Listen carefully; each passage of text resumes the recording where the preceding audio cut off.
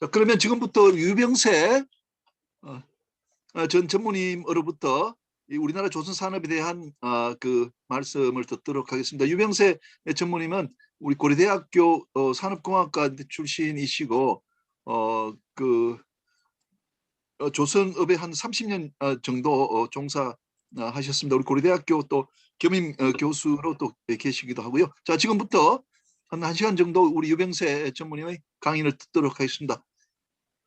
전무님 부탁드리겠습니다. 화면 공유 부탁드립니다. 예, 들리세요? 잘 들리십니까? 예예. 네, 잘 들립니다. 예, 화면 반갑습니다. 공유 부탁드립니다.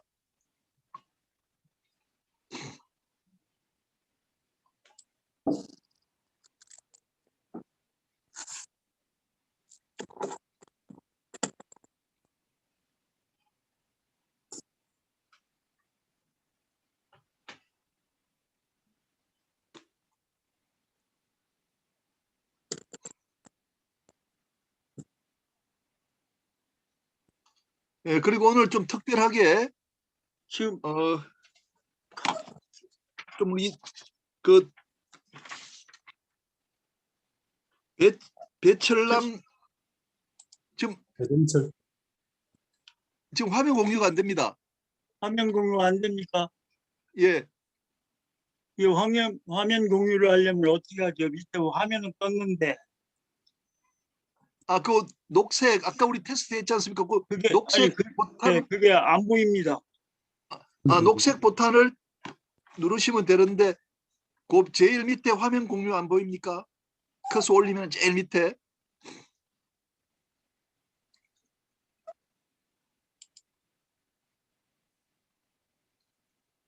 녹색 보탄 보이시나요?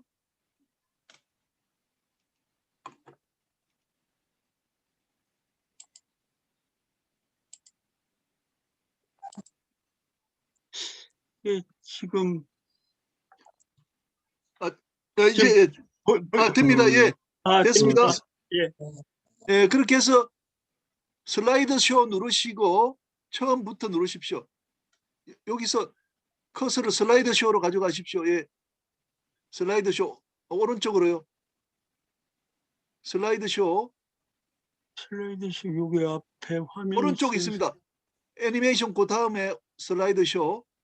아니 그게 지금 위에 뭐가 있어가지고서요 안 보이거든요. 그 오른쪽으로 가십시오. 오른쪽으로 5cm, 2cm 움직이세요. 슬라이드 쇼 있는데 거기 아마 무슨 자막이 얹혀진 것 같은데. 예, 자막이 있어가지고 전혀 보이질 않고 있거든요. 아니 거기 아까 애니메이션 있죠? 애니메이션. 네. 그 옆에 슬라이드 쇼가 있습니다. 그런데 그게 자막이 있어서요. 지금 딴 자막이 있어서 전혀 보이질 않아서 그러는데 이게 그러면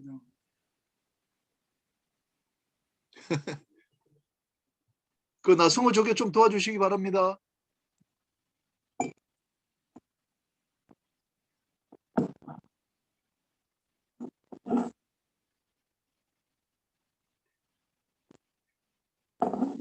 키보드 F5를 누르라 그러는데 어떤 분이 나성호 저기요.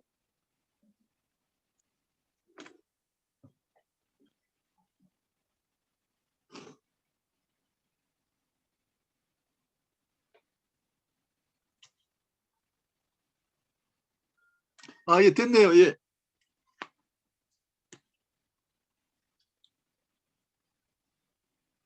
들리세요? 예, 됐습니다. 이제. 됐어요? 네, 반갑습니다. 자, 이제 시작하시죠. 네, 죄송합니다. 먼저 저기 말씀을 드리기 전에 아무래도 비대면 그 발표를 처음 하다 보니까 좀 미숙하더라도 이해를 해주시고요. 또 한 가지는 제가 발표를 하는데 상당히 개인적인 의견도 있다는 것을 말씀을 우선 드리고 시작을 하도록 하겠습니다.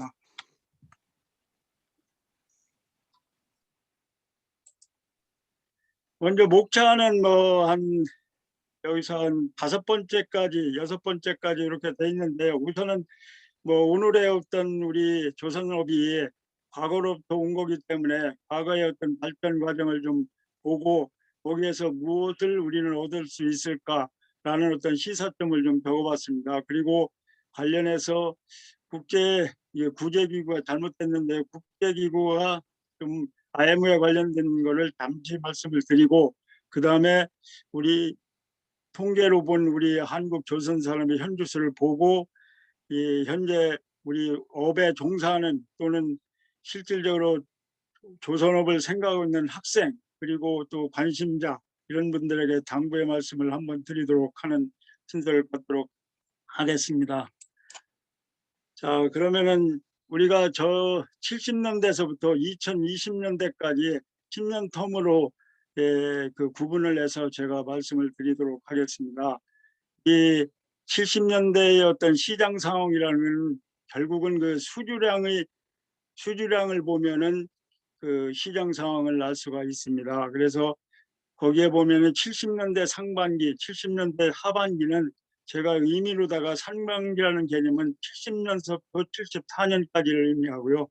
그리고 하반기는 75년서부터 79년까지를 의미를 담았습니다. 그래서 각각의 어떤 수주량 평균을 이렇게 한번 쭉 해보니까 70년대는 사실은 우리 조선업이 태동을 하는, 그러니까 현대적 그 조선업으로다가 이제 막 발을 디디는 때였습니다. 그렇기 때문에 실질적으로 수주도 그렇고 건조량이 굉장히 미미했죠. 그래서 살펴보면은 제어 뭐 90만 연 평균에서 90만 GT 정도를 이제 수주를 했고요.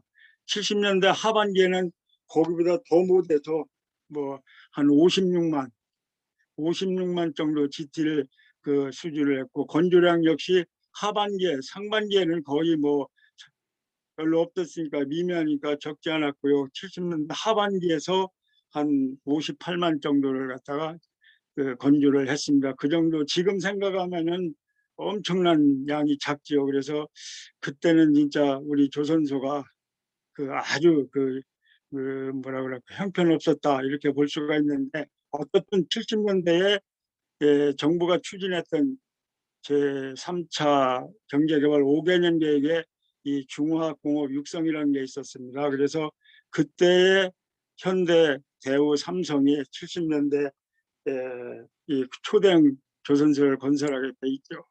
그런데 그것이 건설하는 배경에는 법적으로다가 백업이 다 됐기 때문에 일사불란하게 추진을 했기 때문에 어떻게 보면은 우리 조선업이 정착되지 오늘날까지 이렇게 잘 정착되지 않았을까 생각을 해봅니다. 그래서 조선공업기능법은 1967년도에 이제 개정이 됐지만 실질적으로는 1970년도에 조선공업기능계획을 실질적으로 수립을 했고, 또 해운조선 종합육성방법을 또 그때 당시에 수립을 했습니다.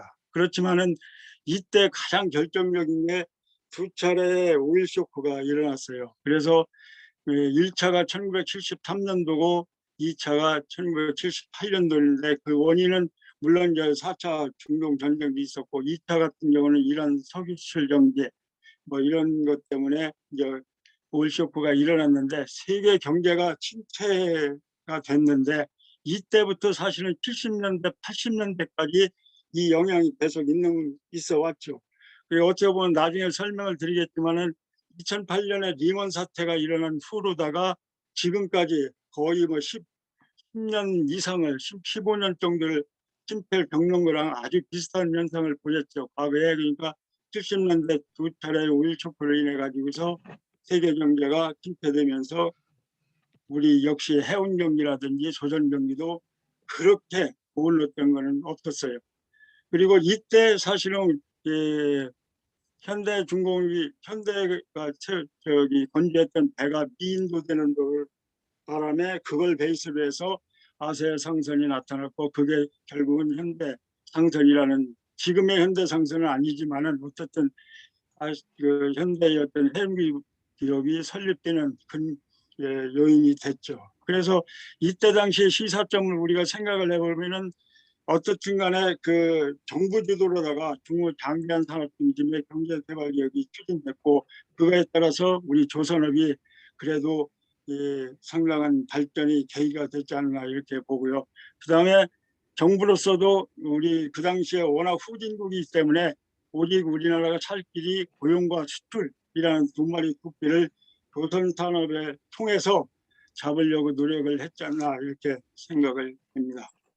그다음에 이제 80년대로 넘어오면은 사실 아까 먼저 말씀드렸지만 70년대에 두 차례 오일 쇼크가 80년대까지 계속 이어지는 거죠. 그렇지만은 그래도 어쨌든 우리가 초대형 조선소를 건설했기 때문에 그 수주량 같은 경우는 204만 정도를 했고, 그래서 실질적으로 그 전년도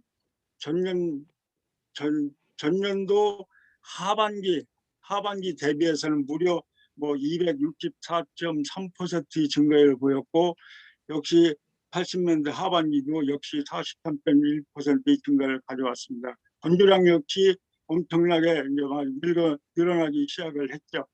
그런데 어차피 이렇게 늘어난 과정 속에서도 우리 조선산업은 1989년에 조선산업 합리화 조치를 해서 결국은 그것이 건조능력 확대를 1993년도까지, 그러니까 다시 말씀드리면은 조선산업 합리화 해제 조치까지, 해제가 94년도에 됐는데 그때까지 그 억제를 하게 되는 그런 그 불황을 계속 되어왔던 거죠. 거기에 따라서 이제 대우조선이라든지 인천조선, 조선공사 등이 합리화 조치를 단행을 했죠. 이때 사실은 그 일본도 마찬가지로다가 1978년도하고 87년도에 두 차례 합리화 조치를 했습니다. 그때 당시에 일본은 물론 세계 1위를 1등 조선국으로다가 세계를 주름잡았지만은 그때 당시에 건조 능력 자체를 50% 이상을 축소를 하는 결단을 내렸습니다. 그래서 결국은 이게 2000년도에 들어와 가지고서 그때 너무나 건조 능력을 감축했기 때문에 결국은 우리 한국 조선한테 1위를 넘겨주는 빌미가 됐던 어떤 거겠죠. 그래서 일본으로서는 뼈아픈 어떤 결단이었지만은 그래도 우리로서는 일본이 그렇게 합리화 조치를 했기 때문에 그래도 세계 1위를 이제 2000년도 들어와서 한 10여 년간 세계 1위를 했지 않나 이런 생각을 해봅니다. 그래서 저희들도 이때 당시에 해운산업 합리화 조치가 1984년도에 일어났는데 이게 결국은 2차 오일 쇼크, 그러니까 78년도에 일어났던 그런 것 때문에 일어난 거거든요. 그렇기 때문에 우리가 실질적으로 조선 산업에서 많이 건조량이나 수주량이 많이 증가를 했지만은 역시 경기 자체는 그렇게 썩 좋은 편이 아니었다 이렇게 생각을 수가 있겠습니다. 그래서 시사점을 보면은 사실 그렇게 태동을 했지만은 어떻게 보면 된소리를 맞았다 이렇게 보지만은 결국은 그때 포기를 했으면은 오늘날의 한국 조선업이 있지를 않았을 거라고 보고 있고요. 그런데 일본 같은 경우가 우리가 쉽게 얘기하면은 일본이 잘못 정책을 결단을 내렸다 이렇게 얘기하는 사람 혹자도 많이 있지만은 결과적으로 볼 때 그때 세계의 어떤 분위기에 맞춰서 공급 능력을 축소를 했기 때문에 국제사회로부터 일본인은 신용을 얻었죠. 그렇지만은 우리한테 일본의 미래의 꿈을 뺏기는 그런 어떤 행위를 하게 된 결과가 됐죠. 그리고 이제 90년대 들어와서는 수주량 같은 경우도 사실 대폭적으로 이제 증가를 하고 있어요. 그래서 90년대 상반기에서는 한 85%가 증가됐고 90년대 하반기에서는 한 81%가 증가됐습니다. 역시 계속해서 건조량 역시 수주 못지않게 증가량을 계속 했는데 이렇게 증가된 배경에는 1994년도에 단행된 조선산업 합리화 조치를 해제를 했습니다. 그렇기 때문에 다시 여기서 이제 결단을 우리 CEO들이 정부나 조선소를 경영하는 CEO들이 결단을 내린 거죠. 지금과 같은 캐포를 가지고서는 일본을 따라잡을 수 없다. 그래서 어느 정도 기본적으로 능력을 증설하지 않으면 안 되겠다는 어떤 절박한 때문에 현대하고 삼성이 그 신도크를 이제 증설을 하고 신건설을 하고 또 증설도 하게 돼 있고, 3호조선이라든지 대동조선도 그때 이제 합리화조치 해제로 많이 이제 건설을 하게 됐죠. 그래서 결국은 그 설비 능력을 확충하는 과정에서 유럽이라든지 일본으로부터 저들이 많은 어떤 비난을 받았고, 그로 인해 가지고서 국제 신뢰가 추락돼 있는데, 사실은 그때 영향이 지금까지도 어느 정도는 그 영향을 받고 있다고 생각을 합니다. 그만큼 우리나라가 국제사회로부터 썩 좋은 어떤 신뢰를 구축을 못한 계기가 됐다고 할 수가 있지만은, 결국은 이것으로 인해 가지고서 세계 1위 기반을 마련을 했고, 궁극적으로는 2000년도 초에 일본을 추월하는 계기가 되지 않았나 이렇게 봅니다. 예, 그리고 1997년에 IMF 구제금융이 저희들이 이제 맞았는데, 그때 이제 국가 경제 위기가 있었고 환율이 급등했지만은, 그래도 조선업은 예, 거의 달러 베이스로다가 계약을 하기 때문에 어떻게 보면 큰 어려움 없이 국가 경제에 의무로 상당히 이렇게 드러내놓고는 모르지만은 상당히 의무로는 국가 경제에 많은 기여를 했다 이렇게 이제 평가를 할 수가 있겠습니다. 그리고 사실은 이제 시사점에서 제가 이제 한 두 가지를 썼지만은, 그때 당시에 시설 투자가 과연 진짜 우리 기업가들이 미래를 내다본 대응이었던가, 아니면 우리 현대대우 삼성이 서로 다 경쟁을 한 결과인가, 이게 참 지금도 어떤 게 맞는지는 잘 모르겠습니다. 그렇지만은 과연 이렇게 해서 우리가 무엇을 얻고 무엇을 잃었는가를 생각해 볼 때, 양적으로 뭐 저는 우리 조선업이 세계 1위를 차지한 거 분명히 큰 얻은 거라고 보지만은, 그로 인해 가지고서 신뢰가 조금 떨어졌기 때문에 결국은 2000년도 뭐 이렇게 1990 이렇게 들어와서 세계의 어떤 그 WTO에 제소를 당하는 그런 어떤 예 거기까지 연결되지 않았나, 개인적으로는 그렇게 생각을 하고 있습니다. 그리고 결국은 이렇게 우리 CEO들이 결단을 내려서 시설 투자로 한 결과, 결국은 이게 2000년대 초호황을 맞아 가지고서 급속히 우리 조선이 팽창을 하면서 결국은 일본의 벽을 넘었다 이렇게 볼 수가 있겠습니다. 그리고 2000년대에 들어와서도 사실은 뭐 수주량이라든지 건조량이 엄청나게 이제 증가를 하고 있고, 이제 사상 최대의 어떤 확실한 세계 속에서 제 1위를 차지하는 연대가 2000년대가 되겠습니다. 그래서 그때 당시만 해도 수주량이 무려 1992만 GT, 위에 CGT로 따지면 1152만 CGT를 갖다가 연 평균에서 수주를 했으니까, 지금과 비교를 하면은 어마어마한 차이죠. 그렇지만은 하반기도 저렇게 많은 수주를 했고, 건조량 역시 그때 당시에 1282만 GT를 건조를 했고, CGT로 따지면 651만 한 정도의 CGT를 이제 그때 이제 건조를 해서 공이 다 상하반기 다 증가를 이제 보이고 있죠. 그래서 어떻든 간에 이 2000년대 들어가면서 그들이 통계를 보면 2003년서부터 무려 6년간을 연평균 1700만 CGT를 수주를 했으니까, 이거는 뭐 앞으로 아무리 이 호황이 오더라도 이런 시절은 아마 오지 않을 거라고 우리 모든 조선업계 사람들은 그렇게 생각을 하고 있죠. 이렇게 하다 보니까 일본이 아까도 말씀드렸지만은 7, 80년대 지나치게 물적, 인적 구조조정 결과가 이제로 인해서 우리가 일본을 누르고 사실상의 세계 1위로 이제 등극을 했던 2000년대죠.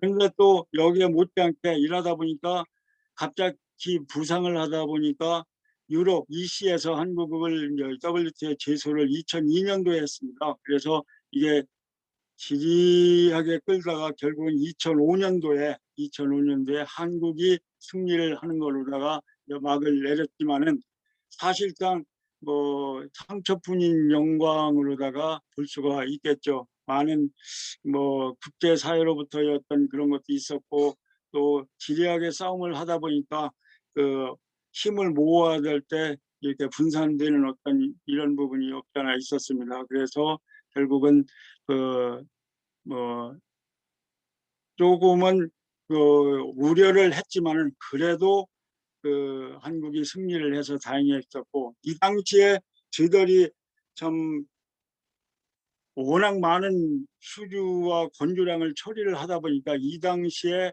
상당한 생산 기술적으로다가 많은 발전을 물론 설계 기술이 뒷받침됐기 때문에 그렇지만은 이 생산 기술이 많이 발전을 했습니다. 근데 여기에 보면은 뭐 댐 공법도 있었고 육상 건조법도 있었고 메가블록 공법도 있고 대형 플로팅 도크를 이용한 것도 있었고 초대형 크레인을 이용한 것도 있었는데 이러한 어떤 다른 나라가 감히 생각을 할 수 없는 어떤 방법들을 고안을 해서 어떤 생산을 뒷받침을 했죠. 그렇지만은 이런 부분들이 사실은 어떻게 보면은 뒤에 불황을 맞으면서 오히려 저런 부분들이 이 뭐랄까 부담으로 다가오는 어떤 그런 결과를 초래했다고 볼 수가 있겠죠.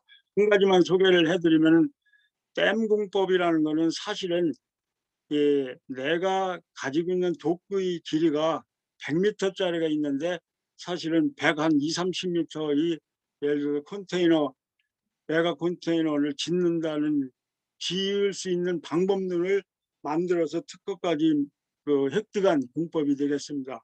이게 비용적으로도 그렇고 시간적으로도 그렇고 굉장히 소요되는 건데 그 당시만 해도 워낙 많은 물량을 처리하다 보니까 별의별 어떤 아이디어를 내 가지고서 생산 기술 개발을 했던 거죠. 육상 건조도 사실은 뭐 수평으로다가 하는 경우도 있고 수직으로 밀어내는 방법도 있었고 또 끌어당기는 방법도 있었고 뭐 별 방법을 동원을 해서 1700 매년 1700만 CGT를 수주한 물량을 처리를 했던 시절이 되겠습니다. 그런데 공교롭게도 이게 2008년 리먼 사태를 미국발 금융위기가 결국은 세계 금융위기를 유럽을 거쳐서 아시아로 옮으면서 결국은 방위 침체의 서막이 여기서 올렸는데 이거로 인해 가지고서 오늘날까지 사실은 이 조선 경기에 영향을 받고 있는 거죠. 아까도 말씀드렸지만 70년대 두 차례 오일 쇼크가 70년대, 80년대까지 이어오듯이 이 리먼 사태는 결국은 2000년대 후반서부터 오늘날 2020년대가 와도 그 영향이 적어도 있다고 저는 생각을 합니다. 그래서 10년 이상의 어떤 경기가 지금은 이렇게 좀 옛날 경기처럼 살아나지를 못하고 있는 거죠. 그래서 이제 시사점을 보면은 사실은 이 시기에 우리나라 조선 산업을 경영하던 분들이 어떤 생각을 하셨냐면은 야, 이참에 진짜로 일본을 한번 이렇게 누를 수가 있겠구나. 사실상의 질적으로나 양적으로나 누를 수가 있겠구나 했지만은 결국은 일감이 넘쳐서 일본으로 가는 바람에 일본이 그래도 어렵다고 하지만은 오늘날까지 질적으로는 상당한 수준의 조선 기술을 유지하고 있는 것은 그때 당시에 일감을 상당히 확보를 해서 오늘날까지 이어왔기 때문에 그러고 보고 있고요. 그래서 저희들은 어떻든 간에 매년 겪을 때마다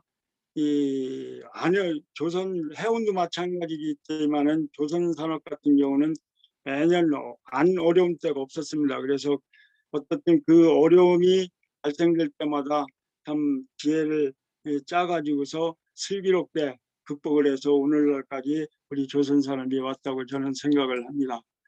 그리고 이제 2010년도에 들어서서 이제 서서히 그동안에 그 증가만 있었던 것이 이제 서서히 그 감소가 이제 나타나기 시작을 하죠. 그래서 2010년대 그러니까 2000년서부터 2009년까지 상하반기를 나눠서 보면은 추진왕 같은 경우는 거의 계속 감소를 하고 있는 상황이죠.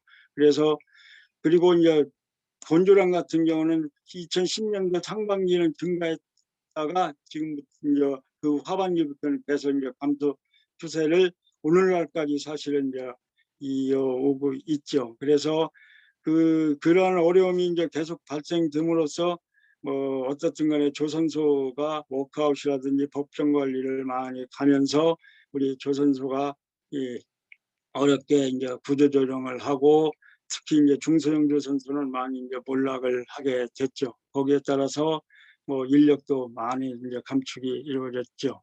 그래서 어떻든 이런 부분들이 오늘날까지 계속 이제 이어지고 있다고 보면 되겠습니다. 그렇지만은 이게 그 하늘이 무너져도 뭐 솟아날 구멍이 있다고 해서 조선경유밥 확 죽었는데 이 옵쇼 그러니까 해양 플랜트 시장이 약간 한 3년 정도 길게 보면 5년 뭐 보통 3, 4년이라고 생각이 되는데요. 3, 4년 동안 좀 반짝했어요. 그때 이제 저희들이 이제 참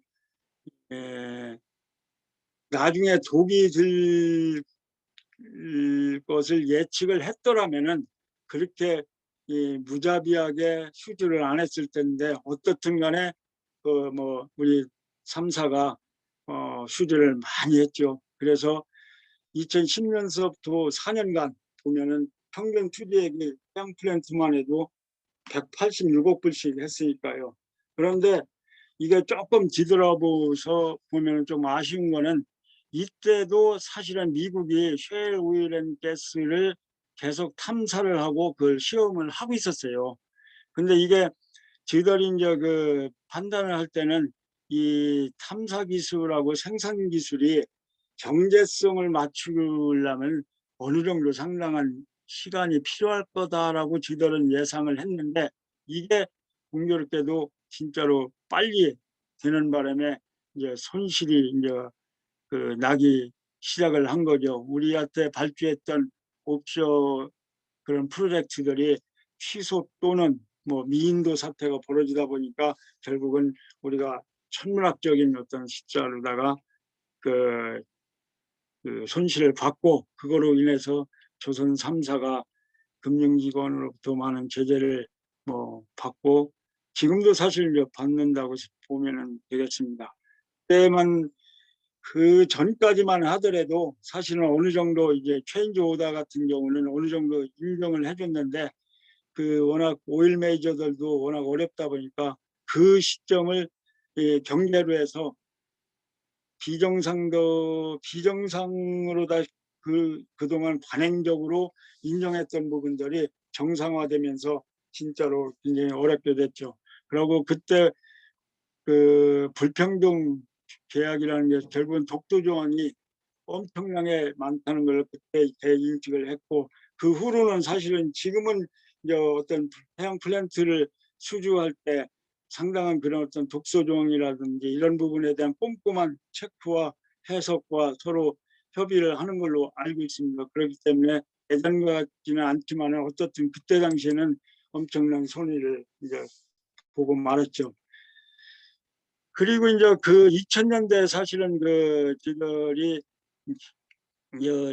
세계 1위를 한 10여 년간 했지만은 결국은 이때 다시 일본 아니 중국한테 세계 1위 자리를 뺏기는 그런 이제 연대가 되겠습니다. 그래서 수리랑 같은 경우는 2009년부터 중국이 앞서기 시작을 했고 건조량은 2010년도서부터 건조를 하는데 거의 건조량 같은 경우는 중국이 지금도 세계 1위를 하고 있지만 수주량은 계속 뺏기다가 2018년, 9년, 20년 한 3, 4년은 연속 우리가 세계 1위를 차지하고 있습니다. 그래서 수질량 같은 경우는 엎치락뒤치락하고 건조량은 중국이 확실히 우리보다는 이제는 많이 건조를 하는 이제 그 나라가 됐죠.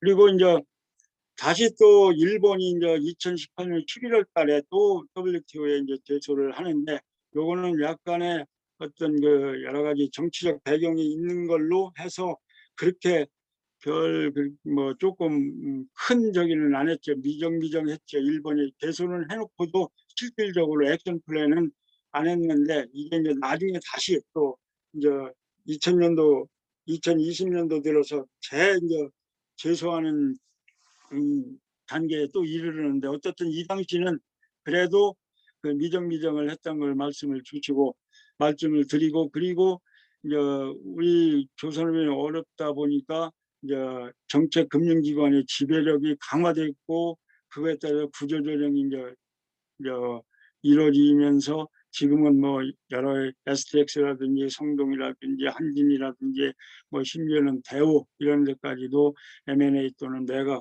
이런 절차를 받고 있고, 어떤 조선소는 주인을 찾아주기도 했지만은, 그리고 또 한 가지는 이제 세기 어떤 그 M&A라고 할 수 있는 현대의 이제 대우 인수권이, 지금은 이제 3개국의 이제 승인을 받았는데, 아직도 우리나라 공정관리위원회 하고, 그다음에 중국하고, 아니 중국이 아니라 일본하고 유럽 세 나라가 아직은 남아 있지만은, 이것도 어떻게 될지는 좀 장담하기가 그렇게 낙관적인 건 아닌 것 같습니다. 그런데 우리가 여기서 이제 좀 생각해 볼 것이, 그렇게 어렵지만은 우리가 꾸준하게 이 어떤 기술 개발을 지속적으로 한 게 유입니다. 그게 이제 어떻게 보면은 이게 성공한, 조선업계에서는 유일하게 성공했다고 저는 보고 있는데, 어쨌든 이 LNG 선박 기술이라는 게 사실은 이제 1990년대 초에 이제 우리도 국조 정책에 의해서 LNG만큼은 우리 손으로 건조를 해야 되겠다. 우리가 필요한 LNG를 갖다가 운반하는 LNG를 건조하겠다 해서 그때부터 노력을 해서 결국은 이 화물청 기술로 개발을 했고, 재핵화 기술도 개발했고, 대기화 기술도, 이게 어느 나라가 넘볼 수 없을 정도의 수준으로 특허라든지 이런 기술을 가지고 있어서, 이게 사실은 2010년대 후반 지금까지도 마찬가지입니다만, 지금도 LNG 시장이 그래도 선종별로 이 시황을 보면 제일 좋다고 생각이 되는데, 오늘날까지도 이게 효자론을 하고 있다고 볼 수가 있겠습니다. 그거는 1990년대 초부터 우리가 정부라든지 업계가 관련 기술을 고도화시킨 결과라고 저는 생각을 하고 있습니다. 그리고 2010년대부터 10년간 전 세계 LNG 캐리어 발주량이 70% 이상을 저희들이 수주를 했고, 특히 2018년도 같은 경우는 거의 94%를 우리가 이제 독식하는 시대를 맞았죠. 근데 이거는 진짜 기술 개발의 어떤 그 뭐랄까 모범 답안이라고 할까요? 이걸 조선업계가 지시한 결과 아니겠는가 이렇게 생각이 되고, 이게 결국은 뭐하고 맞아떨어지냐면, 결국은 전 지구적 가치인 지구 환경 보호에 이제 각국이 호응을 함으로써 이게 LNG 수요가 지속적으로 증가를 하고 있는 상황이기 때문에, 아마도 2020년대, 그러니까 2020년에서 한 30년까지도 적어도 일정 수준은 뭐 이게 그 브로커라든지 예측하는 기관과 사람에 따라 다르지만은 1년에 뭐 많게는 5, 60척, 적게는 3, 40척이 나온다고 이 얘기를 하고 있기 때문에, 이 LNG 시장은 상당한 장래가 아직도 좋다 이렇게 볼 수가 있겠습니다. 이제 시사점에서 이게 조금 우리가 반성을 해야 되고, 앞으로도 이런 부분이 나타나면은 좀 우리가 생각할 부분이 뭐가 있냐면, 우선은 이 옵쇼 부분에서는 진짜 그 안타까운 게 많이 있습니다. 첫째는 참 그때 워낙 조선 경기가 나쁘다 보니까 이게 제 발로 굴러 들어온 옵션을 그냥 냉큼 먹은 게 잘못인데 좀 더 생각을 했어야 된다는 생각이 들고요. 그게 뭐냐면은 선박과 해양 플랜트는 전혀 다르다는 거. 바다에 떠 있다고 해서 똑같은 게 아니라는 거를 이게 우리가 너무 간과했다 이렇게 생각을 할 수가 있고요. 그리고 우리가 아직도 그 크루즈 선박을 못 짓는 이유가 결국은 크루즈는 일반 선박하고 다르다. 일반 화물선하고 다르다라고 인식을 하고 있기 때문에 사실은 겁도 있고 기술도 좀 미비하고 인프라도 구축이 안 돼 있고 그러기 때문에 아직도 못 짓고 있는데 사실은 해양 플랜트도 크루즈 못지않게 쉬운 어떤 제품은 아니라는 걸 그리고요. 그다음에 그 생산 기술만 믿고서 이게 해양 플랜트를 이렇게 도전했던 것이 너무나 아쉽다는 거죠. 사실은 엔지니어링 소프트 포함해서 그 설계 기술이 진짜인데 생산 기술만 믿고 한 게 조금 3사에 상당한 데미지를 입혔지 않나 이런 게 볼 수가 있습니다. 그리고 문제는 사실은 이겁니다. 제일 이렇게 우리가 엄청난 수업료를 지불을 한 해양 플랜트인데 공교롭게도 우리가 그렇게 막대한 손해를 끼치고 난 후로는 이 시장이 죽었다는 게 상당한 우리로서는 안타깝고 경험과 노하우를 살릴 수 있는 기회가 이제 없다. 설상 있다고 하더라도 많은 사람이 나갔기 때문에 그만뒀기 때문에 참 앞으로 옵시어가 오더라도 예전처럼 그렇게 지을 수가 있을까라고 그냥 의문을 이제 표해봅니다. 그다음에 이제 2020년도는 이제 금년이 2021년도이기 때문에 2000년도 상반기는 그렇게 해놨습니다. 그냥 2020년도 한 해 운을 거기다 적었습니다. 그래서 일단은 건조량은 계속 줄어들고 있는 상태인데 아까도 말씀드렸지만은 투주량은 조금은 그래도 이제 늘어나고 있다. 819만. 아까 최고로 한 6년간 1,700만 CGT를 했는데 이거는 제호 819만 CGT입니다. 참 격세지감이 있는 거죠. 어떻게 보면은 이러한 상황에 우리 조선업이 지금 직면을 하고 있죠. 이 수치상으로 보면은 그 정도로 다 어렵다는 걸 이제 반증이 되는 거라고 저는 보고 있습니다. 거기에다가 2020년 1월 달에 다시 또 이제 일본이 개소를 하죠. 그래서 이것도 지금도 이제 유효하게 돼 있는데 사실은 이제 2020년대에 가장 중요한 거는 우리가 어떻게 보면은 나라로서는 좋은데 조선 산업으로서는 좀 안타까운 게 국민소득 3만 불 시대가 개막되면서 그게 이제 2018년도에 3만 불 시대가 됐는데 이게 참 먹고 살기가 괜찮다 보니까 이 조선 산업을 3D 산업으로다가 해서 참 유입 인력이 급감을 하고 있습니다. 그래서 이게 제일 우리의 조선업의 미래를 가로막는 가장 결정적인 요인이라고 저는 개인적으로 생각을 하고 여러 사람들한테 말씀을 드리고 있고요. 그다음에 이게 초고령 사회가 이제 저희들이 2026년도 정도에서 2025년도에 도래한다는 사람들이 예측하는 사람들이 있는데 이 부분도 사실은 이 초고령 사회에서 관련 인력을 어떻게 동원할 거냐 이런 문제들 다 사람과 관련되는 문제가 되겠습니다. 이런 문제가 우리를 참 슬프게 하는 어떤 요인이 아닌가 이렇게 보고 있습니다.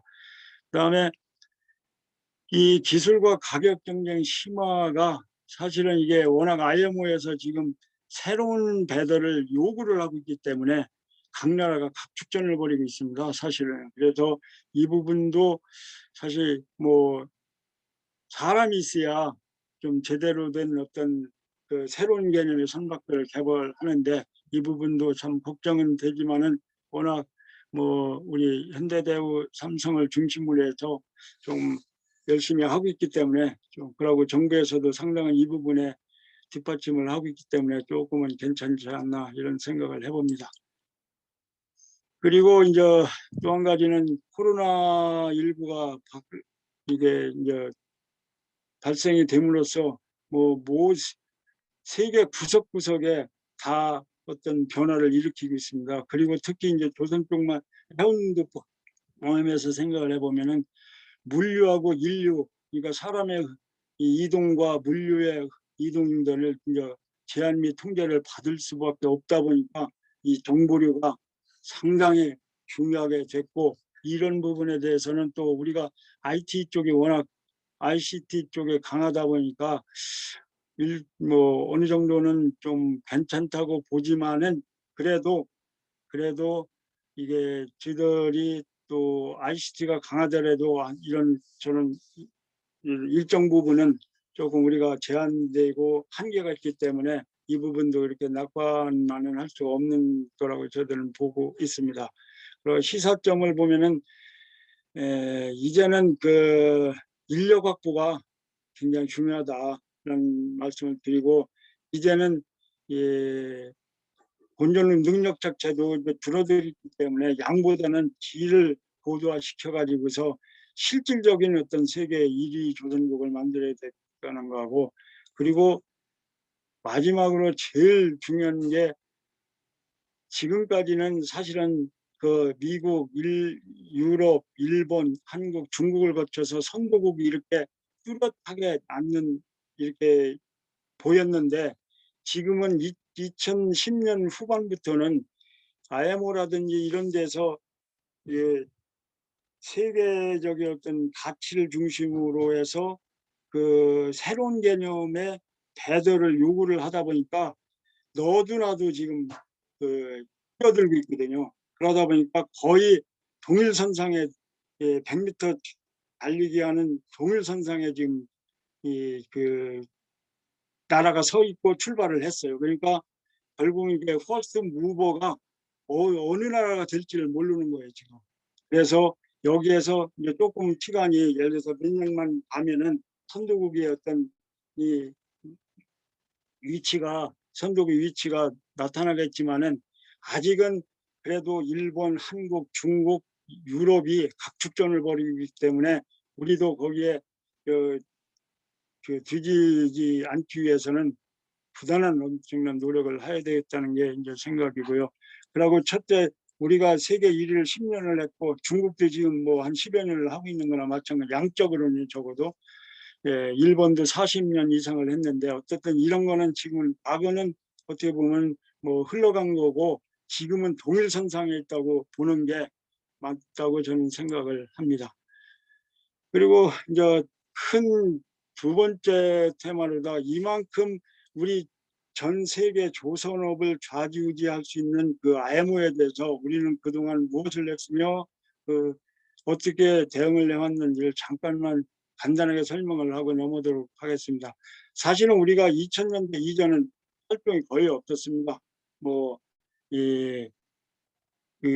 우리가 70년도에 현대적 그 조선소가 건설이 시작됐지만은 배짓기에 바빴기 때문에 2000년도 이전까지는 그런 국제 기구에 대응할 수 있는 여력이 없었습니다. 그러다가 2000년도 후반에, 아니 2000년도 들어서면서 이게 IMO가 정하는 그런 레귤레이션이라든지 룰이 엄청나게 중요하구나 를 인식을 해서 이제 그때부터 참여를 해서 계속해서 지금 많은 그 국제 무대에서 활약을 많이 하고 있는데, 우리가 아직도 이 부분에 대해서는 뭐 여러분들이 학교나 정부나 또 연구소나 또 업계나 열심히 노력을 하고 있지만, 그래도 상대국 일본이나 중국에 비해서는 너무나 그 인적 면에서도 그렇고 실질적으로는 질적인 면에서도 우리가 오히려 뒤지는, 세계 1위를 한 1위였던 조선국임에도 불구하고 뒤지는 그런 결과를 지금 초래를 하고 있습니다. 그래서 이 부분이 조금 굉장히 아쉬운데, 어쨌든 IMO라는 게 지금은 뭐 세계 조선국한테 제시를 했다고 봅니다.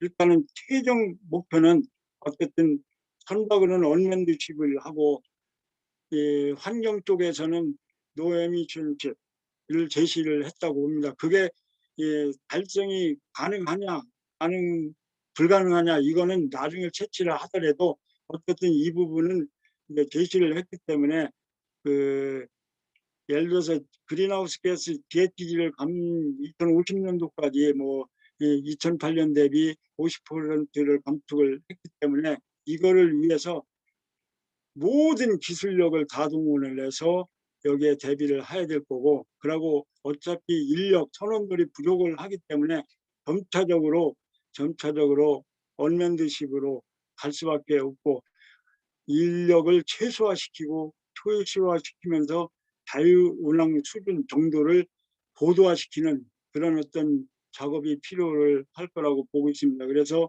그런 부분에 대해서는 아직 정답도 없고, 어느 나라가 굉장히 우위에 있다 이런 것도 보여지지 않기 때문에 결국은 아까 제가 말씀드린 것처럼 100m 선상에서 이제 출발을 했다 이렇게 보면은 될 것 같고, 그래도 우리도 거기에 따라서 정부와 또 업계와 연구소, 학교 하여간 똘똘 뭉쳐서 열심히 지금 하고 있습니다. 근데 모르겠어요. 간간히 들려오는 거 보면은 우리가 조금 한 발짝 늦게 가는 느낌을 받아서 조금은 좀 아쉽고 좀 그런 부분이 없잖아 있습니다.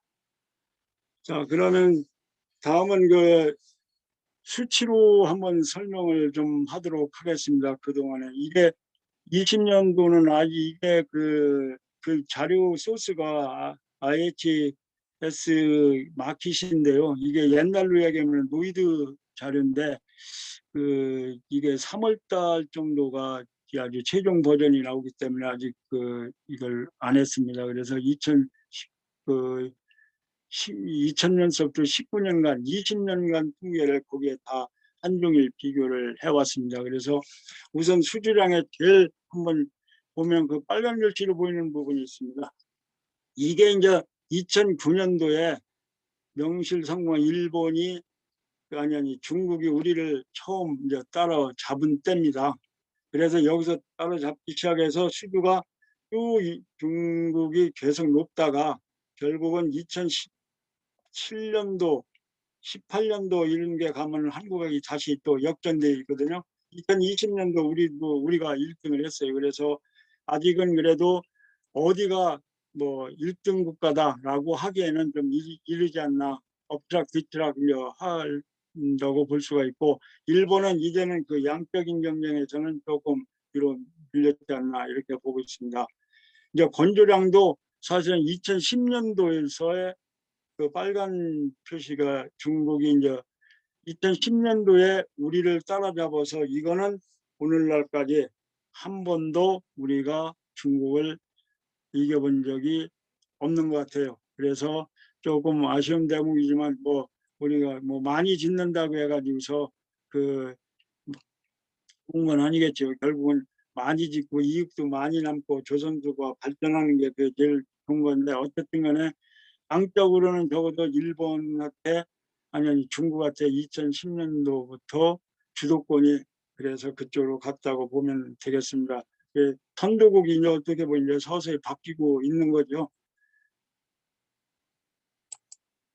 그래서 이제 수주 잔량 같은 경우는 당연히 중국이 2009년서부터 하게 1위로 올랐으면서 계속해서 지금까지 하고 있고요. 그리고 제일 아쉬운 대목이 사실은 그 다음 통계인데요. 사실은 인력이 2000년도 들어서 79,800명 정도였었는데, 사실은 2000년도 전에는 5만 명 수준밖에 안 됐었어요. 그 전에는. 그러다가 이제 우리가 어느 정도 이제 시행착오 이제 70년대 건설을 시작을 해서 시행착오들이 겪고 조금 이제 어느 정도 이게 완비가 되다 보니까 이제 2000년도부터 사람이 늘기 시작을 했는데, 그래서 2014년도에 보면 우리가 20만 3,400명을 고용을 했습니다. 이게 이 숫자는 그 수치는 그 협력업체, 사내 협력업체까지 포함해서 이제 집계된 통계인데, 이게 2019년도에 10만 5,100명으로 줄었다가 지금은 9만 대로 줄었어요. 9만 대입니다. 9만 대. 이게 참 시사하는 점이 굉장히 많이 있습니다.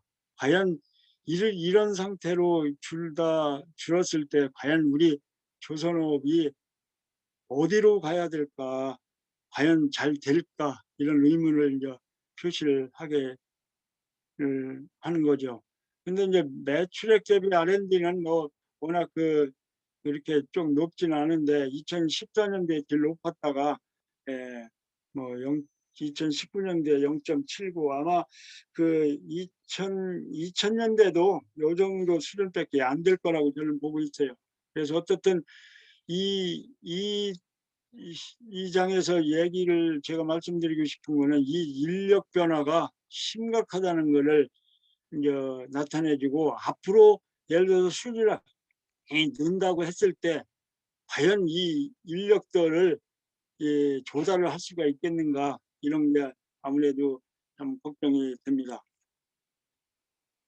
그 다음에 역시 이제 똑같은 아까하고 똑같은 맥락인데요. 결국은 이 숫자도 앞 숫자하고 연관이 있어요. 우리 이제 수출액을 보면은 이 2011년도에 진짜로 산업계로서는 500억 불 이상을 수출한 산업이 거의 없어요. 거의 없는데 참 조선업이 이때 565억 9천만 불을 수출했는데, 지금은 작년에는 200억 불이 약간 안 된 걸로 알고 있어요.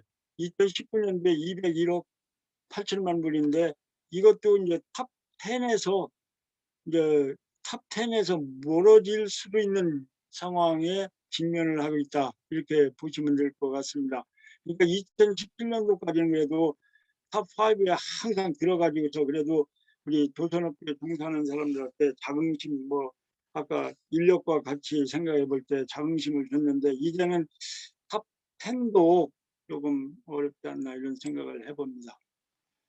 자, 그러면 네 번째 주제로 가서, 제가 이제 이건 어떻게 보면 제 개인적인 어떤 뭐 생각일 수도 있는데, 아까도 중간중간에 설명한 내용을 조금 이제 정리를 한 건데요.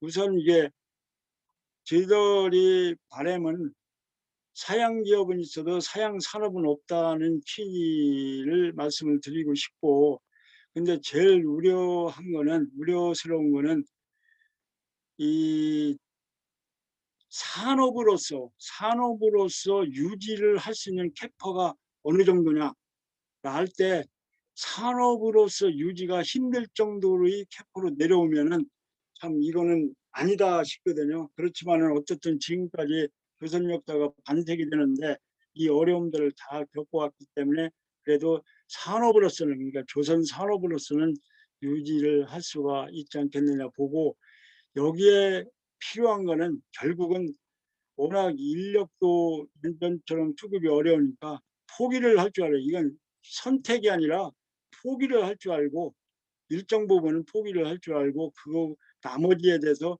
집중하는 전략이 필요하지 않나, 이런 생각을 해보고요. 이게 목표는 확실하게 정해졌기 때문에 아까도 말씀드렸지만 2050년도까지 그린하우스 가스를 그렇게 줄여야 되기 때문에 어쨌든 이것만 잘 잡으면은, 지금 각축전을 벌이고 있는데 우리가 나름대로 일정 포션만 잡으면은 그래도 미래는 분명히 있을 거라고 보고 있습니다. 그리고 또 사실은 이게 조선업이라는 게 불안전하고 불안정합니다. 그게 무슨 소리냐면은 안전에서도 타 산업에 비해서도 불안전하고, 워낙 수주 산업에 기복이 시다 보니까 일감이 불안정합니다. 그러다 보니까 경영을 하기가 이렇게 다른 산업에 비해서 쉽지는 않습니다. 그렇지만은 이 산업의 특성이 그렇다 보니까 그 특성 자체를 이해를 하고 거기에 걸맞는 어떤 시스템이라든지 이런 게 구축을 하면은 그래도 변화하는 그런 저기에 순응하고 대응을 할 수가 있지 않느냐 이런 생각을 해봅니다. 그리고 아까도 말씀드렸지만은 이런 고령화 출산율 저하 이런 것 할 때 인재 확보가 굉장히 어려운데 결국은 이 사람을 확보를 못하면은 굉장히 힘들지 않겠느냐 이런 생각을 해보지만은 또 사람을 대체할 수 있는 지금 뭐 무인 언맨드식도 만드는 판이고 조선소도 어떻게 보면은 이 사람이 별로 필요 없는 그런 어떤 조선소로도 생각을 하고 또 꿈도 꾸고 있으니까 이 부분도 인재를 대체할 수 있는 그 무엇을 찾을 수 있을 거라고 저는 보고 있습니다. 그리고 그래서 제가 조선업계 한 40여 년 동안 그걸 하면서 느꼈던 거는 진짜 우리 스스로가 우리 산업을 이렇게 외부의 영향을 받지 않고 우리 스스로가 어려운 문제든 좋은 문제든 간에 그거에 맞게끔 대응한 적이 별로 없습니다.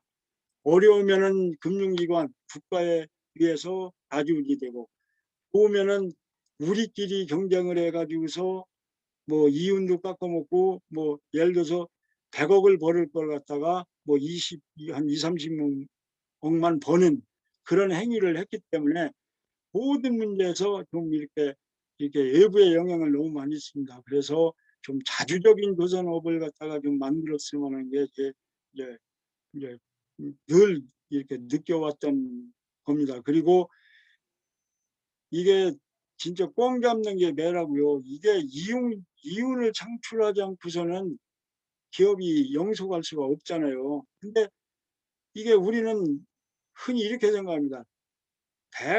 100원을 먹을 거를 적당히 30원만 먹고 그냥 적당히 하지 뭐.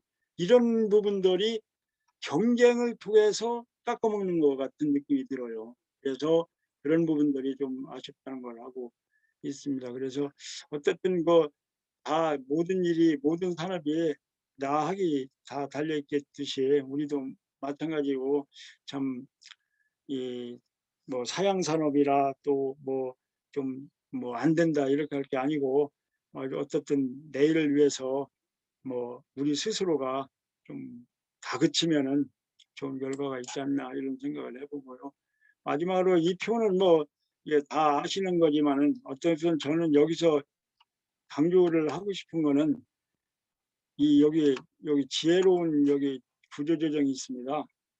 이런 상황에서 이런 쪽에 이제 도래를 하는데 결국은 우리가 우리 스스로의 어떤 그 건조 능력을 얼마만큼 가지고 갈 거냐가 결국은 우리 조선 산업을 알차게 진짜 뿌리 깊게 백년 기업이 될 수 있도록 하는 게 아니겠느냐 이런 생각이 듭니다. 그래서 이렇게 했을 때 적어도 우리 조선업이 안정된 어떤 일감을 확보할 수 있고 안전한 작업장으로 만들어져서 사람들한테 작업자들한테 좀 각광받는 그런 조선산업, 조선소가 되지 않느냐 이렇게 보고 있습니다.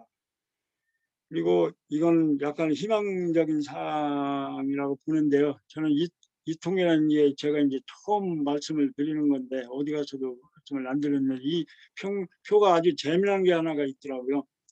아까 70년대 상하반기 이렇게 나눠서 이렇게 딱 보니까 이게 참 이게 건조량을 보면은 진짜 세계의 90년대 하반기 그러니까 95년서부터는 30% 세계 그 시장을 점유를 하고 있어요. 근데 사실은 세계 시장 30%를 점유하는 사람이 그렇게 많지 않거든요. 근데 우리는 분명히 여기 보면은 30% 이상을 점유를 하고 있고요. 그리고 또 좀 아이러니한 거는 이게 2010년도에 여기 수주량을 한번 보면 퍼센테이지를 보면요. 2010년대 그러니까 2015년서부터 2019년까지가 수주량 포션이 제일 높아요. 40%예요.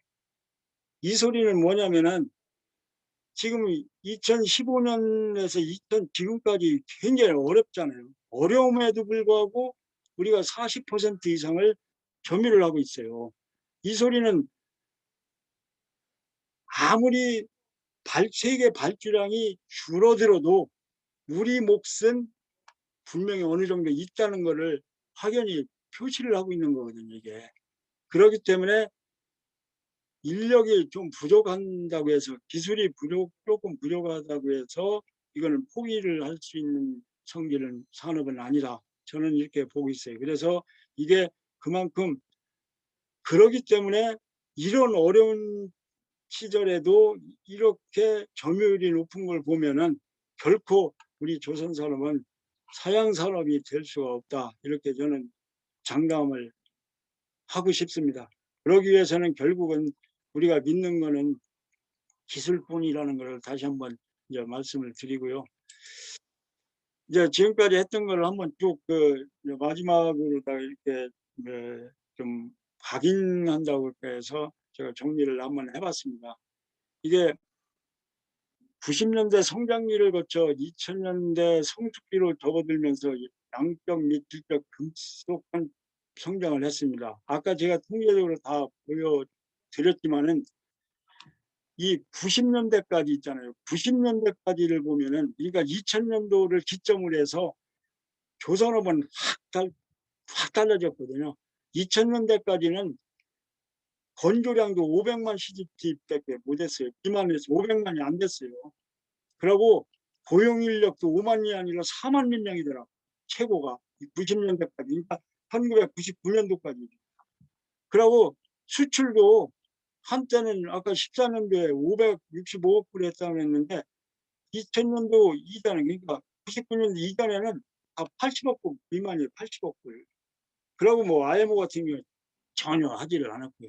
그래서 이렇게 이제 이렇게 조선업이 발전을 했는데, 그런 속에서도 70년대 아까도 말씀드렸지만은 두 차례 오일 쇼크를 겪으면서도 아까 그 LNG 하듯이 고부가치 선박 위기 기술 개발을 대형화라든지 고속화라든지 전문화라든지 이런 어떤 를 추구하면서 끊임없이 기술 개발을 해서 결국은 선도국이 되지 않았나. 아까 아까 발표하실 때 요즘 컨테이너 이제 워낙 초대형 컨테이너들이 지금 속속 이제 인도가 되기 때문에 거기에 따라서 굉장히 사고도 많이, 통상 사고보다 뭐 2배 정도 난다고 그래 하는 말씀이 있었는데, 사실 이게 대형화되면서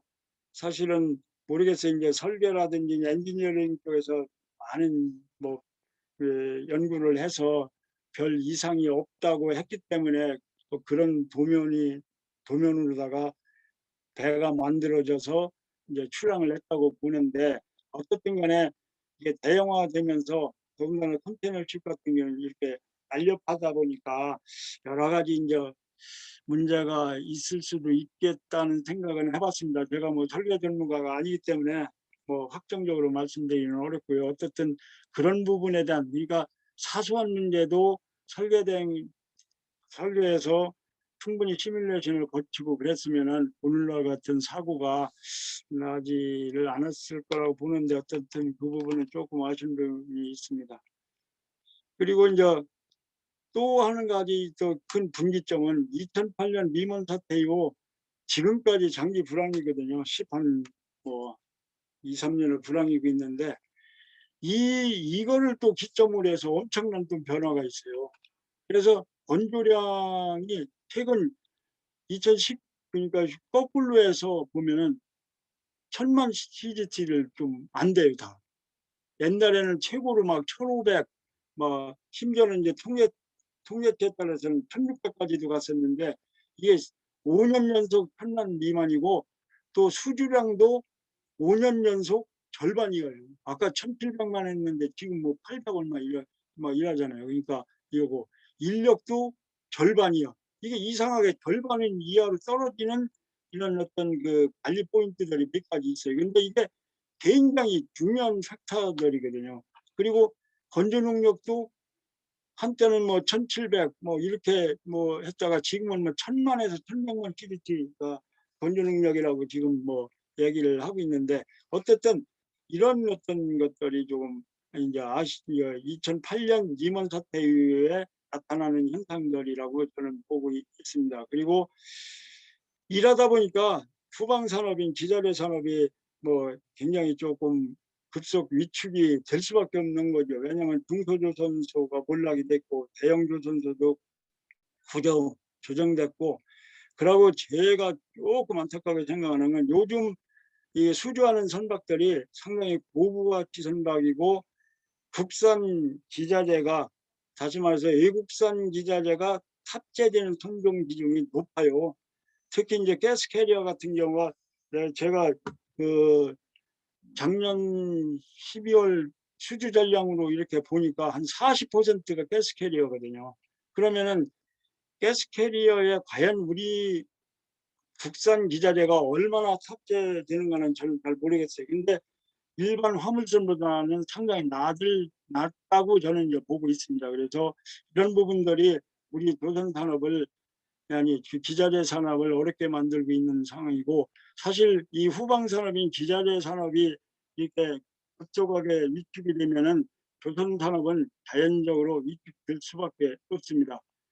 당분간은 외국산을 쓰겠지만 그 외국산으로다가는 수지 타산이 맞지를 않고 그, 그 채산성을 이렇게 좋게 만들 리가 없거든요. 악화되기 때문에 결국은 조선업도 상당히 어려워질 수밖에 없다. 그래서 이게 선순환 구조로 이렇게 가야 되는데, 이게 잘못해가지고서 악순환을 이렇게 되면은 이게 양 산업이 상당히 고전을 면치를 못하지 않나, 이런 생각을 해봅니다. 그리고 이런 걸로 인해 가지고서 지금은 조금 TV를 교체를 하는데요. 그러니까 옵쇼, 2010년대 전후한 뭐 옵쇼라든지, 그리고 2015년 이후에 가스 캐리어 이런 것 때문에 아주 뭐 그나마 그래도 조선업이 예, 괜찮다는 평을 듣지만은, 이것 역시 아까도 말씀드렸지만 가스 캐리어 같은 경우는 기자재 문제, 옵쇼 같은 경우는 그때 당시는 적어도 준비가 없이 도전을 했던 거죠. 그래서 그런 아쉬움이 조금 있고, 세계는 결국은 신개념 선박을 요구를 하고 있습니다. 아까도 말씀드렸지만은 이 기후 변화와 관련된 GHG 문제는 결국은 제로에미 존십을 개발을 요구를 하고 있고, 선원 부족의 어떤 절대적 해결은 언맨드 칩을 요구를 하고 있는데, 아까 이제 어떤 사장님께서 말씀을 컨테이너 사고를 워낙 절대적으로 선원이 부족하기 때문에 상층부에 고박을 할 수 있는 저렇게 하셨는데, 어쨌든 이제 그런 부분도 결국은 자율운항 측면에서 기술적으로 커버를 할 수 있는 거를 계속 개발을 해야 되지 않나, 이런 생각을 해봅니다. 그리고 또 한 가지, 아까 뭐 처음 말씀드렸지만 지금은 아까 그런 목표를 달성하는데 무주공산이라는 거죠. 지금 각축전을 극동의 3국 한중일 뿐만 아니라 신전은 싱가포르 쪽이라든지 유럽 쪽, 미국 쪽에서 계속해서 이 부분을 계속 하고 있기 때문에, 우리도 어쨌든 여기에 각축장 안에는 들어가서 좀 열심히 해서 우리 독수간, 우리의 어떤 미래 선박을 개발했으면 좋겠습니다. 그리고 이게 마지막일 것 같은데요. 한국 조선산업의 미래를 좌우하는 것들을 제가 조금 생각을 해봤습니다. 부정적인 것들이 조금 더 많은 것 같아서 조금 아쉬운 면은 있어요. 일단은 아까도 설명을 드렸지만은 신규 인력이 너무나 부족해요. 지금 뭐 2020년도가 인구 감소의 원년해라는 걸 다 아시죠? 그리고 지금 합계 출산율이 0.84, 그러니까 한 명도 낳지 않는 상황에서 이 고령화는 뭐 초고속으로 다 진행될 거고, 거기에 따라서 참 생산성 문제라든지 여러 가지 문제가 있기 때문에 어쨌든 이런 것들이 부정적으로 하고, 사람이 없다 보니까 기술과 기자재 개발 능력이 저하가 될 수밖에 없고, 그리고 또 우리나라 같은 경우는 일본하고 조금 다른 점이 협업 능력이 물론 뭐 강점과 뭐 약점도 다 있는 거지만은 어쨌든 협업 능력이 좀 부족해서 내가 다 현대대우가 독자 노선을 다 모든 걸 다 하려고 각자가 하려고 하는데 좀 문제가 있고, 그다음에 노동 환경의 규제가 점점 심화되고 있고, 그리고 상대적으로 조선 산업에 대한 관심도가 좀 점점 낮아지고, 이 뭐 3D 산업, 이게 안전 문제가 가장 어떤 그 신규 인력들이 이렇게 각인되는 거라고 생각이 됩니다. 근데 이게 지금 나중에 한 카트를 제가 보여드리겠는데, 우리나라의 어떤 그 산업의 재해율이라든지 사망 만인율을 보면은 이상하게도 이 제조업 평균보다도 우리가 조선업이 높을 뿐만 아니라, 우리가 2015년도 이후에는 사실 옛날보다는 일감이 상당히 줄었거든요. 줄었음에도 불구하고 재해율하고 사망 만인율 같은 경우가 계속 증가를 하고 있어요. 2020년도까지. 그래서 이런 문제가 결국은 부정적인 요인을 작용할 수밖에 없고, 그리고 이제 옛날에는 경쟁이 예를 들어서 중국만 있었는데, 지금은 아까 같은 목표를 달성하기 위해서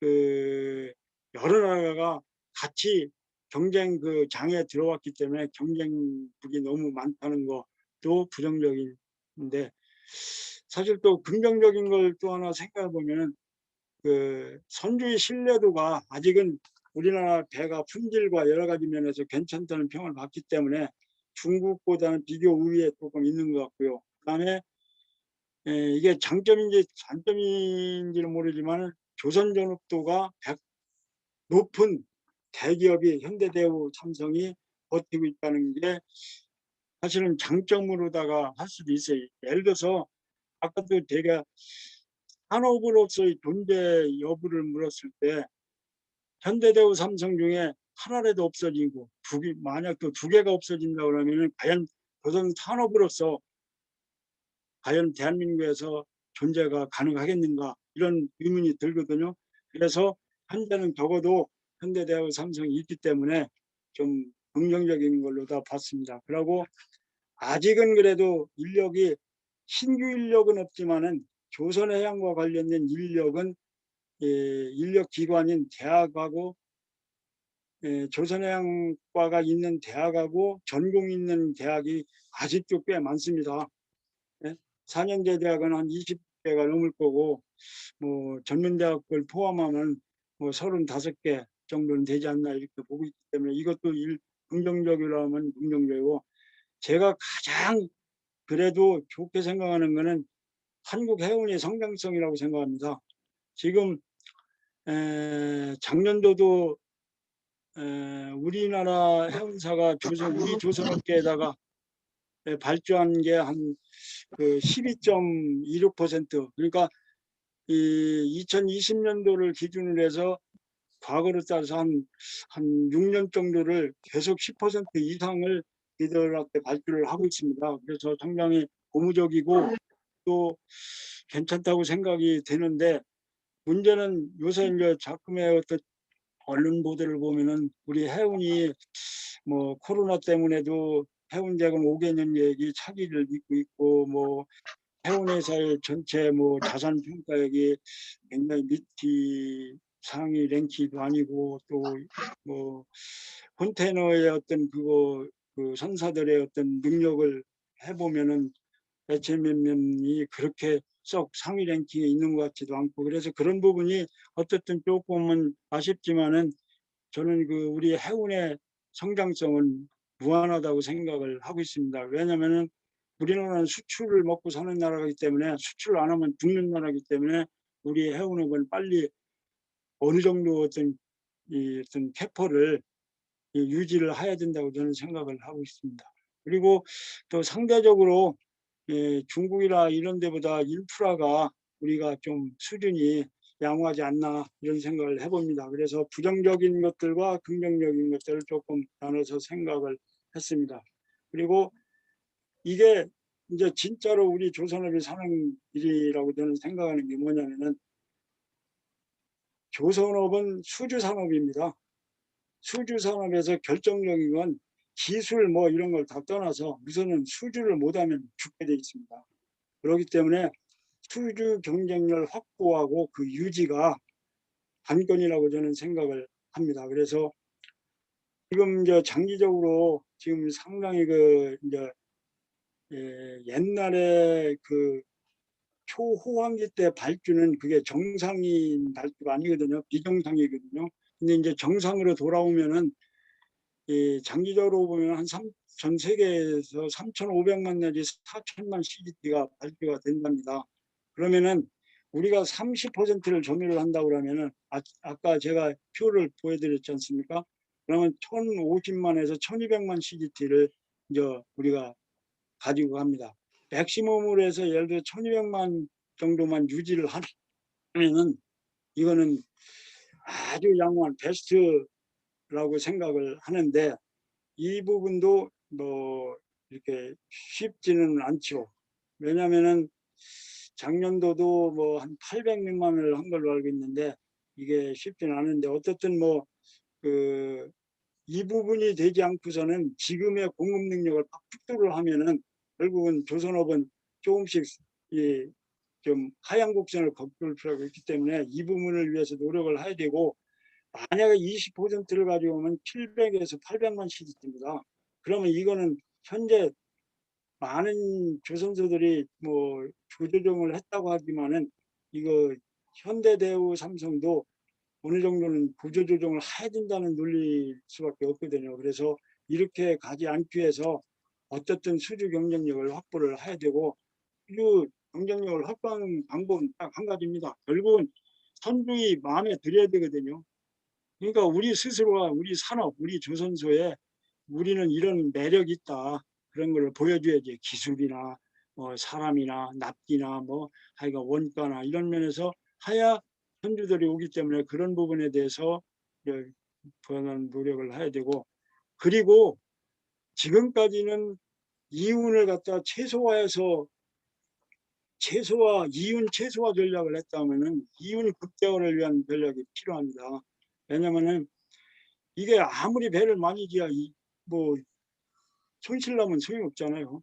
그렇지 않습니까? 그래서 이런 합리적인 구조조정 진짜로 알짜 교선소를 만들어서 이윤을 창출을 해야 그래도 되지 않겠느냐.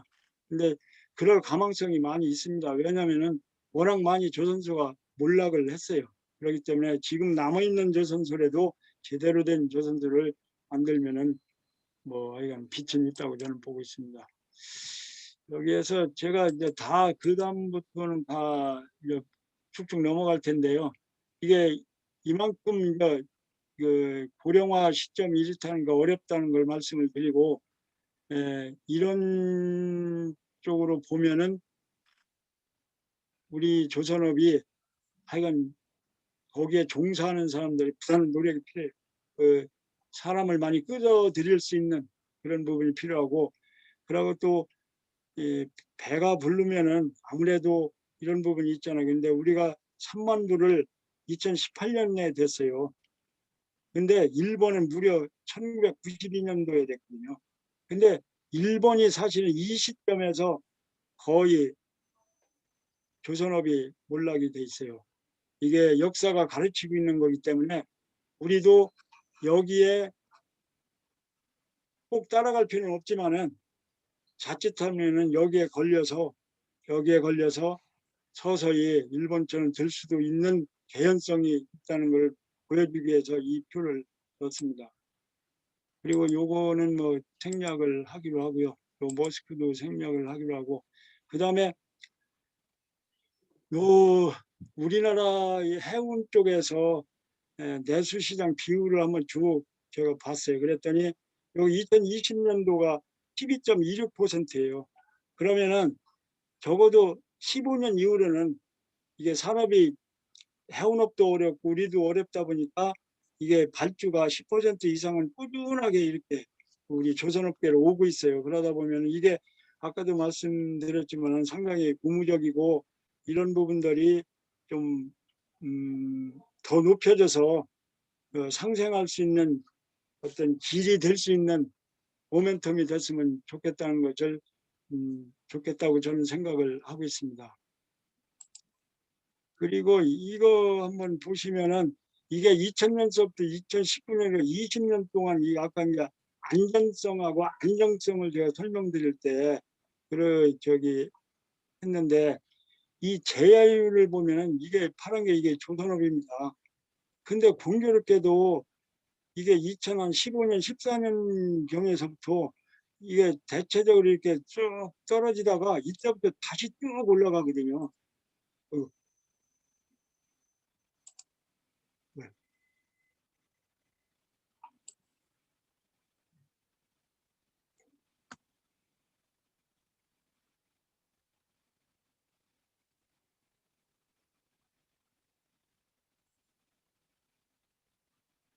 이게 떨어지거든요. 그래서 이 일감이 그렇게 줄었음에도 불구하고 대율이 이렇게 올라가고 사망률도 이렇게 올라가고 있어요. 이게 사망률도 이게 어떻게 보면 큰 문제라고 저는 이제 생각을 합니다. 그래서 이런 부분이 해결돼야 그래도 매력 있는 조선소 그렇기 때문에 젊은 애들도 올 수 있을 거고 예? 그렇다고 생각이 되는데 이 부분도 조금은 굉장히 아쉬운 대목이라고 저는 보고 있습니다. 예, 뭐 제가 설명드릴 수 있는 내용은 다 설명을 드렸는데요. 조금 미흡하더라도 이해를 해주시고 질문 뭐 있으시면 저한테 해주시면 제가 아는 범위에서 잘 설명을 드리도록 하겠습니다. 고맙습니다. 예, 아이, 감사합니다. 수고하셨습니다. 아주 발표 참 좋았습니다. 전무님 그러면 화면 공유를 좀 꺼주시기 바랍니다. 예, 화면 공유를 좀 꺼주시고요. 예, 예, 예.